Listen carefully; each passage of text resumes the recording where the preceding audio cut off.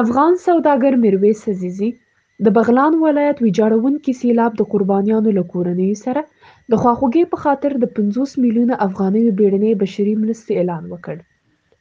عزیزي پر خپله ایکس پاڼه اعلان کړی دی چې دغه ځانګړې شوې مرستې به د خپل ورور همایون عزیزي او مرستندویه ټیم په مرسته ډیر ژر بغلان ته ولېږدوي.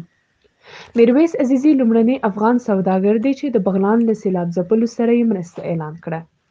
بلخوا د پېښور کرکټ لوبډلې څښتن او پښتون سوداګر جاوید افریدي د بغلان، بدخشان، غور، هرات او یو شمېر نورو ولایتونو له وروستیو سیلاب ځپلو سره 10 میلیونه کلدارې مرستې اعلان کړه. بغلان او شاوخوا ولایتونو کې وروستیو سیلابونو هیوادوال سخت ځپلي او په ځاني تلفاتو سربیره یې کرنیز، ځمکني او کورونه هم ورته ویجاړ کړي دي. له بغلان ولایت څخه وروستي راپورونه وایي چې په مرکزي بغلان، بورکې او نهرین ولسوالیو کې د تېرې ورځې سختو سیلابونو له امله تر دا مهال د 180 جسدونو تثبیت شوي او لسګونه نور ترې تریتم دي. دغه راز زیات د میرمنو او ماشومانو په ګډون زیات شمېر نور ټپیان هم دي چې د بغلان روغتونونو سربیره کندوز، سمنګان او بلخ ته هم انتقال شوي.